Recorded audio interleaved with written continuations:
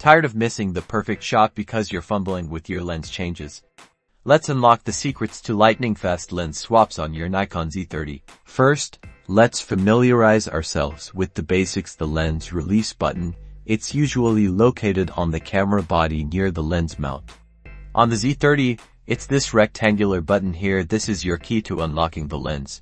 Now, to remove the lens, firmly grip it and press the lens release button down while holding the button. Rotate the lens counterclockwise, following the direction indicated by the arrows on your camera and lens. Keep rotating until the lens detaches completely. Remember to always point the camera body downwards when removing or attaching a lens to prevent dust from falling onto the sensor.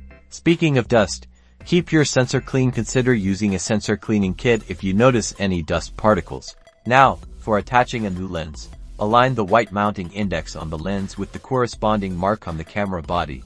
Once aligned, push the lens gently against the camera body and rotate it clockwise until you hear a click. This click confirms that the lens is securely locked in place. With practice, these steps will become second nature, allowing you to adapt quickly to any shooting situation and capture those fleeting moments.